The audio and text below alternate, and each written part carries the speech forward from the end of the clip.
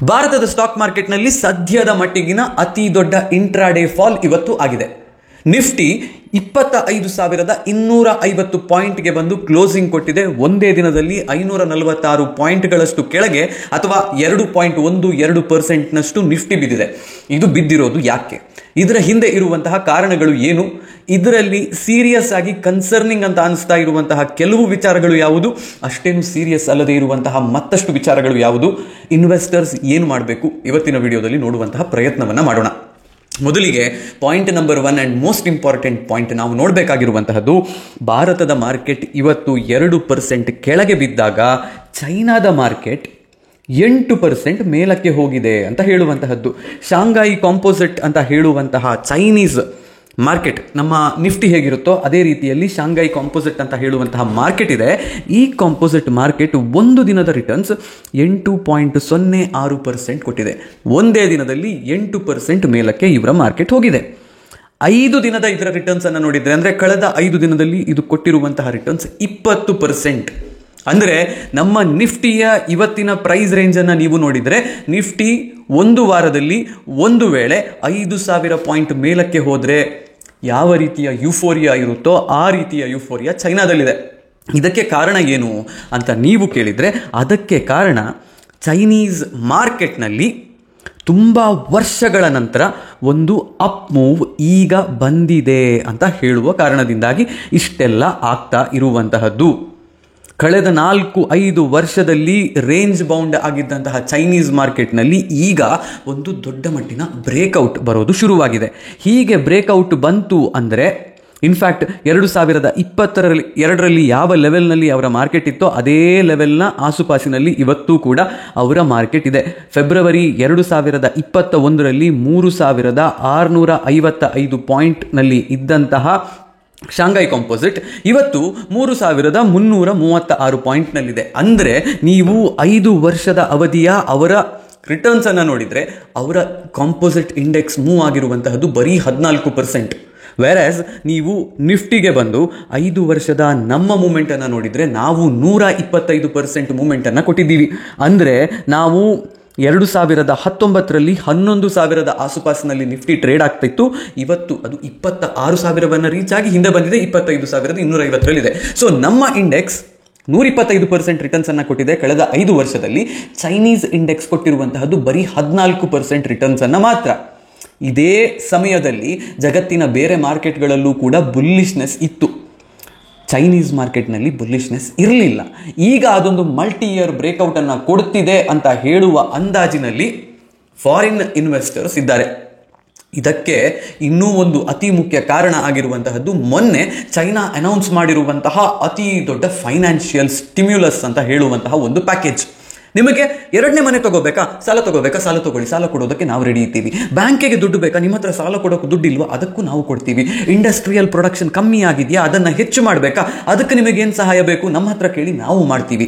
Housing market ಬೀಳ್ತಾ ಇದೆಯಾ, housing ಪ್ರಾಜೆಕ್ಟ್ಗಳನ್ನು ನಡೆಸೋದಕ್ಕೆ ನಿಮ್ಮ ಹತ್ರ ದುಡ್ಡು ಇಲ್ವಾ, ನಾವು ದುಡ್ಡು ಕೊಡ್ತೀವಿ, ಬೇಕಾದದ್ದನ್ನು ಮಾಡಿ ಅಂತ ಹೇಳುವ ರೀತಿಯಲ್ಲಿ ಚೈನೀಸ್ ಕಮ್ಯುನಿಸ್ಟ್ ಪಾರ್ಟಿ ಆಳ್ತಾ ಇರುವಂತಹ ಚೈನಾದ ದೇಶದಲ್ಲಿ ಅಲ್ಲಿನ ಸರ್ಕಾರ ಬೇಕಾಬಿಟ್ಟಿಯಾಗಿ ದುಡ್ಡು ಖರ್ಚು ಮಾಡೋದಕ್ಕೆ ನಿಮಗೆ ದುಡ್ಡನ್ನು ಕೊಡ್ತೀವಿ ಅಂತ ಸಾರ್ವಜನಿಕರಿಗೆ ಮತ್ತು ಅಲ್ಲಿನ ಬಿಸ್ನೆಸ್ಗಳಿಗೆ ಹೇಳಿದೆ. ಹೀಗೆ ಹೇಳಿರುವ ಕಾರಣ ಅಲ್ಲಿದ್ದಂತಹ ಮಾರ್ಕೆಟ್ಗಳು ಅಯ್ಯೋ ಅಮ್ಮ ಅಂತ ಹೇಳಿ ನಲುಗುತ್ತಾ ಇದ್ದಂತಹವುಗಳು ಈಗ ಎದ್ದು ಕೂತಿದ್ದಾವೆ, ಭಯಂಕರ ಓಡುತ್ತಾ ಇದ್ದಾವೆ. ಸಿಂಪಲ್ ಆಗಿರುವಂತಹ ಎಕ್ಸಾಂಪಲ್ ನಿಮಗೆ, ಅಲ್ಲಿ 4-5 ETF ಇದ್ದಾವೆ, ಎಕ್ಸ್ಚೇಂಜ್ ಟ್ರೇಡೆಡ್ ಫಂಡ್ ಅಂತ ನಾವು ಹೇಳ್ತೀವಲ್ಲ, ಅದೇ ರೀತಿಯ ಎಕ್ಸ್ಚೇಂಜ್ ಟ್ರೇಡೆಡ್ ಫಂಡ್ ಅಲ್ಲಿಯೂ ಇದೆ. ಅಲ್ಲಿಯ ಟಾಪ್ 5 ಎಕ್ಸ್ಚೇಂಜ್ ಟ್ರೇಡೆಡ್ ಫಂಡ್ನಲ್ಲಿ ಜನವರಿಯಿಂದ ಈ ಸೆಪ್ಟೆಂಬರ್ವರೆಗೆ ಔಟ್ಫ್ಲೋ ಆಗ್ತಿತ್ತು. ಅಂದರೆ ಜನರು ಈ ETF ಹಾಕಿದ್ದಂತಹ ದುಡ್ಡನ್ನು ತೆಗಿತಾ ಇದ್ರು. ಹೀಗೆ ತೆಗೆದಿದ್ದಂತಹ ದುಡ್ಡಿನ ಮೊತ್ತ 2.7 ಬಿಲಿಯನ್ ಅಷ್ಟು. ಭಾರತದ ರುಪಿ ಆವರೇಜ್ನಲ್ಲಿ ನೀವು ನೋಡೋದಾದ್ರೆ ಆಲ್ಮೋಸ್ಟ್ ಒಂದು 20,000 ಕೋಟಿಯಷ್ಟು ದುಡ್ಡನ್ನು ಈ 5 ETF ಜನರು ತೆಗಿತಾ ಇದ್ರು. ಆದರೆ ಕಳೆದ 3 ಟ್ರೇಡಿಂಗ್ ದಿನಗಳಲ್ಲಿ, ಸೆಪ್ಟೆಂಬರ್ ಕೊನೆಯ 3 ದಿನಗಳಲ್ಲಿ ಇದರ ಒಳಗೆ ಹಾಕಿರುವಂತಹ ದುಡ್ಡು ಅವರು ಆಲ್ಮೋಸ್ಟ್ 20,000 ಕೋಟಿಯೇ. ಕಳೆದ 5-6 ತಿಂಗಳಲ್ಲಿ ತೆಗೆದಿರುವಂತಹ ದುಡ್ಡನ್ನು ರಪ್ ಅಂತ ಹೇಳಿ 3 ದಿನದಲ್ಲಿ FIIಗಳು ಇನ್ವೆಸ್ಟ್ ಮಾಡಿದ್ದಾರೆ. ಹೀಗೆ ಅವರು ಇನ್ವೆಸ್ಟ್ ಮಾಡಬೇಕು ಅಂತ ಹೇಳಿದರೆ ದುಡ್ಡು ತೆಗಿಬೇಕಾಗಿರುವಂತಹದ್ದು ಎಲ್ಲಿಂದ? ಅವರು ಬೇರೆ ಕಡೆ ಎಲ್ಲಿ ಇನ್ವೆಸ್ಟ್ ಮಾಡಿದ್ದಾರೋ ಅಲ್ಲಿಂದ ದುಡ್ಡನ್ನು ತೆಗಿತಿದ್ದಾರೆ. ಸಿಂಪಲ್ ಆಗಿರುವಂತಹ ಡೇಟಾ ನಮ್ಮ ಕಣ್ಣ ಮುಂದೆ ಇದೆ. ಮಂಡೆಯೂ ಕೂಡ ಅವರು ನೆಟ್ ಸೆಲ್ಲರ್ಸ್ ಆಗಿದ್ರು, ಟ್ಯೂಸ್ಡೇಯೂ ಕೂಡ ಅವರು ನೆಟ್ ಸೆಲ್ಲರ್ಸ್ ಆಗಿದ್ರು. ಇವತ್ತು ಕೂಡ 15,000 ಕೋಟಿಯಷ್ಟು ಸೆಲ್ಲಿಂಗ್ ಅನ್ನ FII ಅವುಗಳು ಕ್ಯಾಶ್ ಪೊಸಿಷನ್ಸ್ನಲ್ಲಿ ಮಾಡಿದ್ದಾರೆ. ಒಟ್ಟಾರೆಯಾಗಿ ಈ 3 ಟ್ರೇಡಿಂಗ್ ದಿನಗಳಲ್ಲಿ ನಮ್ಮ ಮಾರ್ಕೆಟ್ನಿಂದ ಆಲ್ಮೋಸ್ಟ್ 30,000 ಕೋಟಿಯಷ್ಟು ಸೆಲ್ಲಿಂಗ್ಸ್ ಅನ್ನ FII ಫಾರಿನ್ ಇನ್ಸ್ಟಿಟ್ಯೂಷನಲ್ ಇನ್ವೆಸ್ಟರ್ಸ್ ಮಾಡಿದ್ದಾರೆ. ಇದು ನಮ್ಮ ಮಾರ್ಕೆಟ್ ಬೀಳೋದಕ್ಕೆ ಇರುವಂತಹ ಒಂದು ಪ್ರಮುಖ ಕಾರಣ.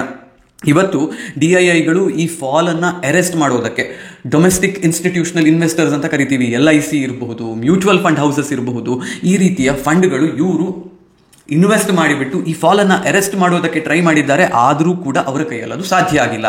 ಇದಕ್ಕೆ ಕಾರಣ ಏನು? ಎರಡನೆಯ ಅತಿ ಮುಖ್ಯ ಕಾರಣ ಇವತ್ತಿನ ಮಾರ್ಕೆಟ್ ಫಾಲ್ಗೆ ಇರುವಂತಹದ್ದು ಇಸ್ರೇಲ್ ಮತ್ತು ಇರಾನ್ ಮಧ್ಯದಲ್ಲಿ ನಡೀತಾ ಇರುವಂತಹ ಈ ವಾರ್ ಅಂತ ಹೇಳುವ ಒಂದು ವಿಷಯದ ಕಾರಣದಿಂದಾಗಿ. ಅಲ್ಲಿ ವಾರ್ ಆದರೆ ನಮಗೇನು ಸಮಸ್ಯೆ ಬರುತ್ತೆ ಅಂತ ನೀವು ಯೋಚನೆ ಮಾಡ್ತಾ ಇದ್ದರೆ, ಅದಕ್ಕೆ ಕಾರಣ ಯಾವಾಗ ಮಧ್ಯಪ್ರಾಚ್ಯದಲ್ಲಿ ಸಮಸ್ಯೆ ಎದುರಾಗುತ್ತೋ ಆ ಸಮಸ್ಯೆ ನೇರವಾಗಿ ಪೆಟ್ಟು ಕೊಡುವಂತಹದ್ದು ಕ್ರೂಡ್ ಆಯಿಲ್ನ ಪ್ರೈಸ್ನ ಮೇಲೆ. ಕ್ರೂಡ್ ಆಯಿಲ್ ಪ್ರೈಸ್ ಅಂತ ಹೇಳಿದರೆ ನಮ್ಮ ಕಚ್ಚಾ ತೈಲ ಅಂತ ಕರಿತೀವಲ್ಲ, ಅದರ ಪ್ರೈಸ್ನ ಮೇಲೆ. ಮೊನ್ನೆಯವರೆಗೆ ಆರಾಮದಲ್ಲಿ ಇದ್ದಂತಹ ಕಚ್ಚಾ ತೈಲದ ಬೆಲೆ ಇದ್ದಕ್ಕಿದ್ದ ಹಾಗೆ ಈಗ 4-5% ಹೆಚ್ಚಾಗಿದೆ. ಕಳೆದ 1 ತಿಂಗಳ ಅವಧಿಯಲ್ಲಿ ಕ್ರೂಡ್ ಆಯಿಲ್ ಪ್ರೈಸ್ ತುಂಬ ಹೆಚ್ಚಾಗಿ ಬಿಟ್ಟು $73 ಆಸುಪಾಸಿಗೆ ಈಗ ಬಂದು ನಿಂತಿದೆ. ಕ್ರೂಡ್ ಆಯಿಲ್ ಪ್ರೈಸ್ ಹೆಚ್ಚಾಯಿತು ಅಂದರೆ ಭಾರತಕ್ಕೆ ಯಾಕೆ ಸಮಸ್ಯೆ ಅಂತ ಕೇಳಿದರೆ, ನಾವು ಬಳಕೆ ಮಾಡುವಂತಹ ಪೆಟ್ರೋಲ್, ಕಚ್ಚಾ ತೈಲ ಎಲ್ಲವನ್ನು ನಾವು ಮೊದಲು ಇಂಪೋರ್ಟ್ ಮಾಡ್ತೀವಿ. ಹೀಗೆ ಇಂಪೋರ್ಟ್ ಮಾಡುವ ಕಾರಣ ಇದರ ಮೇಲೆ ಡಿಪೆಂಡೆಂಟ್ ಆಗಿರುವಂತಹ ಕಂಪನಿಗಳು, ಪೇಂಟ್ ಇಂಡಸ್ಟ್ರಿಗಳು ಇರ್ತವೆ. ನೀವು ಏಷ್ಯನ್ ಪೇಂಟ್ಸ್ ಶೇರನ್ನು ಇವತ್ತು ನೋಡಿದರೆ 3.82% ಇದು ಕೆಳಗೆ ಬಿದ್ದಿದೆ. MRF ಕಂಪನಿಯ ಶೇರ್ ಅನ್ನು ನೀವು ಇವತ್ತು ನೋಡಿದರೆ 2.9% ಫಾಲ್ ಅನ್ನು ಇದು ಹೊಂದಿದೆ. ಯಾಕಂದರೆ ಇದೊಂದು ಟೈರ್ ಕಂಪನಿ, ಟೈರ್ಗಳ ಪ್ರೊಡಕ್ಷನ್ನಲ್ಲಿಯೂ ಕೂಡ ಕಚ್ಚಾ ತೈಲದ ಬಳಕೆ ಆಗುತ್ತೆ. ಇದರಿಂದಾಗಿ ಇಲ್ಲಿ ಸಮಸ್ಯೆ ಇವರಿಗೂ ಕೂಡ ಎದುರಾಗಿದೆ. ನಮ್ಮ BPCL ಶೇರ್ ಪ್ರೈಸ್ ಏನಾಗಿದೆ ಅನ್ನೋದನ್ನು ನೋಡಿದರೆ BPCL 5% ಫಾಲ್ ಅನ್ನು ಇವತ್ತು ನೋಡಿದೆ. ಭಾರತ್ ಪೆಟ್ರೋಲಿಯಂ ಲಿಮಿಟೆಡ್ ಕಂಪನಿಯ ಶೇರ್ನಲ್ಲಿ 5% ಫಾಲ್ ಬಂದಿದೆ. ರಿಲಯನ್ಸ್ ಇಂಡಸ್ಟ್ರಿಯ ಕತೆ ಏನಾಗಿದೆ ಅಂತ ನೋಡಿದರೆ ಅವರು ಕೂಡ 3.95% ಫಾಲ್ ಅನ್ನು ಇವತ್ತು ನೋಡಿದ್ದಾರೆ. Because they are also an oil major. So ನಿಮಗಿಲ್ಲಿ ಏನು ಅನ್ನಿಸ್ತಾ ಇದೆ ಅಂತ ಹೇಳಿದರೆ, ಯಾವುದೇ ಕಂಪನಿ ಈ ರೀತಿಯ ಪೆಟ್ರೋಲ್, ಕಚ್ಚಾ ತೈಲದ ಮೇಲೆ ಡಿಪೆಂಡೆಂಟ್ ಆಗಿದೆಯೋ ಅಲ್ಲೆಲ್ಲ ಫಾಲ್ ಬರೋದು ನಮಗೆ ಕಾಣ್ತಾ ಇದೆ. ಸೊ ಇದು ಇನ್ನೂ ಒಂದು ಮುಖ್ಯ ಕಾರಣ ಭಾರತದಲ್ಲಿ ಸ್ಟಾಕ್ ಮಾರ್ಕೆಟ್ ಇವತ್ತು ಬೀಳೋದಕ್ಕೆ. ಇದರ ಜೊತೆಗೆ ಇದು ಎಲ್ಲದರನ್ನು ಸೇರಿಸಿಕೊಂಡು ಬಂದಿರುವಂತಹ ಇನ್ನೊಂದು ಸುದ್ದಿ, F&O ಮೇಲೆ ಸೆಬಿ ತಂದಿರುವಂತಹ ಹೊಸ ನಿಯಮಗಳು. ಲಾಟ್ ಸೈಜ್ಗಳು ಡಬಲ್ ಟ್ರಿಪಲ್ ಆಗುತ್ತೆ ಅಂತ ಹೇಳಿದೆ. ಕ್ಯಾಲೆಂಡರ್ ಸ್ಪ್ರೆಡ್ ಅಂತ ಹೇಳುವಂತಹದ್ದನ್ನು ಎಕ್ಸ್ಪೈರಿಯ ದಿನ ಮಾಡೋದಕ್ಕೆ ನಿಮಗೆ ಬಿಡೋದಿಲ್ಲ ಅಂತ ಹೇಳಿದೆ. ನಿಫ್ಟಿ ಮತ್ತು ಸೆನ್ಸೆಕ್ಸ್ನಲ್ಲಿ ವೀಕ್ಲಿ ಒಂದೇ ಒಂದು ಎಕ್ಸ್ಪೈರಿ ಇಡಬೇಕು ಅಂತ ಹೇಳಿದೆ. ಆಪ್ಷನ್ ಸೆಲ್ಲರ್ಸ್ಗೆ ಎಕ್ಸ್ಪೈರಿಯ ದಿನ ಒಂದಿಷ್ಟು ಎಕ್ಸ್ಟ್ರಾ ದುಡ್ಡನ್ನು ಸೇಫ್ಟಿ ಪರ್ಪಸ್ಗೆ ನೀವು ಕೊಡಬೇಕು ಅಂತ ಹೇಳಿದೆ. ಇದೆಲ್ಲವನ್ನ ಮಾಡಿಬಿಟ್ಟು F&Oದಲ್ಲಿ ಟ್ರೇಡ್ ಮಾಡುವವರ ಸಂಖ್ಯೆಯನ್ನು ಕಮ್ಮಿ ಮಾಡ್ತೀವಿ ಅಂತ ಸೆಬಿ ಹೇಳ್ತಾ ಕೂತಿದೆ. But I don't think so SEBI ಭಾರತದ ಟ್ರೇಡರ್ಸನ್ನು ಅರ್ಥ ಮಾಡಿಕೊಂಡಿದೆ ಅಂತ ನಂಗೆ ಅನ್ನಿಸ್ತಾ ಇಲ್ಲ. ಬಿಕಾಸ್ ನೀವು ಆಪ್ಷನ್ ಬೈಯರ್ ಒಬ್ಬ ಮುಂಚೆ 4,000 ರೂಪಾಯಿ ಕೊಟ್ಟು ಆಪ್ಷನ್ ಬೈಯಿಂಗ್ ಮಾಡ್ತಾ ಇದ್ದ ಒಂದು ಲಾಟ್ಗೆ ಅಂತ ಹೇಳಿದರೆ, ನೀವೀಗ ಅದನ್ನು 12,000 ಮಾಡಿದ್ದೀರಿ. ಆ 12,000 ಮಾಡಿದ ಕಾರಣಕ್ಕೆ ಅವನು ಆಪ್ಷನ್ ಬೈಯಿಂಗ್ ಮಾಡೋದನ್ನು ನಿಲ್ಲಿಸ್ತಾನೆ ಅಂತಂದರೆ you have not understood the Indian trader. 4,000 ಕಳ್ಕೊಳ್ತಾ ಇದ್ದವರು ಈಗ 12,000 ಕಳ್ಕೊಳ್ತಾರೆ, ಅಷ್ಟೇ ಮಾಡುವಂತಹದ್ದವರು. ಸೊ ಸೆಬಿ ಇದೊಂದು ನಿಯಮವನ್ನು ತಂದಿದೆ. ಇದು ಕೂಡ ಫಾಲ್ಗೆ ಕಾರಣ ಅಂತ ಕೆಲವರು ಹೇಳ್ತಾ ಇದ್ದಾರೆ. But I don't believe that this is also one of the reasons for the market fall today. May be ಒಂದು ಸ್ವಲ್ಪ ಕಾರಣ ಆಗಿರಬಹುದು, ಬಟ್ ಇದೇ ಕಾರಣದಿಂದ ಮಾರ್ಕೆಟ್ ಬಿದ್ದಿದೆ ಅಂತಂದರೆ ಸ್ಟೆಬಿಲೈಸೇಷನ್ ಸದ್ಯದಲ್ಲಿ ಆಗಬಹುದು. ಬಟ್ ಇದು ಆಗಿಲ್ಲ ಅಂದರೆ ಚೈನೀಸ್ ಇಕಾನಮಿ ಅಥವಾ ಚೈನೀಸ್ ಇನ್ಸೆಂಟಿವ್ನಿಂದಾಗಿ ಮಾರ್ಕೆಟ್ನಲ್ಲಿ ಬೂಮ್ ಬಂದಿದೆ ಅಂತಂದರೆ, ಅದರ ಜೊತೆಯಲ್ಲಿ ಇಸ್ರೇಲ್ ಮತ್ತು ಇರಾನ್ನ ವಾರ್ನ ಕಾರಣದಿಂದಾಗಿ ಕ್ರೂಡ್ ಆಯಿಲ್ ಪ್ರೈಸಸ್ನಿಂದಾಗಿ ಮಾರ್ಕೆಟ್ನಲ್ಲಿ ಫಾಲ್ ಬಂದಿದೆ ಅಂತ ಹೇಳಿದರೆ, ಇದು ಸ್ವಲ್ಪ ದಿನಗಳ ಕಾಲ ಮುಂದುವರಿಯುವಂತಹ ಸಾಧ್ಯತೆ ಇದೆ. ಇನ್ನೀಗ ಸದ್ಯದಲ್ಲೇ 2 ರಾಜ್ಯದಲ್ಲಿ ಆಗಿರುವಂತಹ ಇಲೆಕ್ಷನ್ ರಿಸಲ್ಟ್ಸ್ ಕೂಡ ಬರೋದಿದೆ. ಈ ಇಲೆಕ್ಷನ್ನಲ್ಲೊಂದು ವೇಳೆ BJPಯ ಪರ್ಫಾರ್ಮೆನ್ಸ್ ಕೆಟ್ಟದಾಗಿರುತ್ತೆ ಅಂತಂದರೆ ಆಗಲೂ ಮಾರ್ಕೆಟ್ ಬೀಳುತ್ತೆ.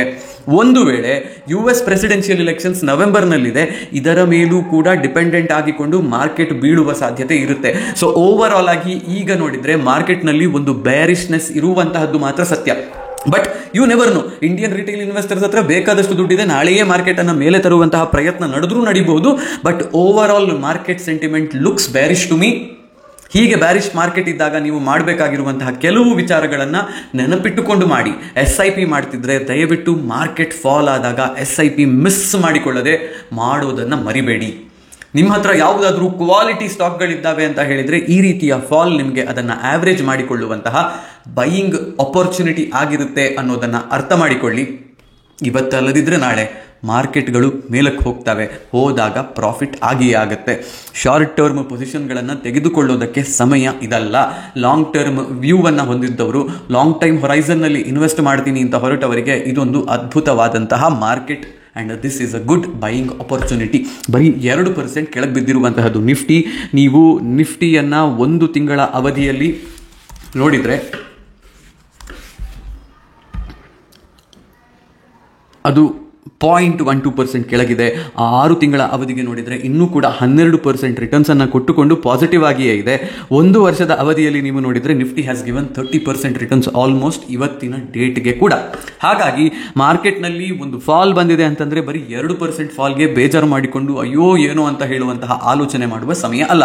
But we need to be ready for another 3 to 4% or even 5% fall around this time. ಯಾಕೆ ಅಂದರೆ ಜಾಗತಿಕವಾಗಿ ತುಂಬ ಅನ್ಸರ್ಟನಿಟಿ ಇದೆ. ಚೈನೀಸ್ ಇಕಾನಮಿಯಲ್ಲೊಂದು ಬೂಮ್ ಬಂದಿದೆ.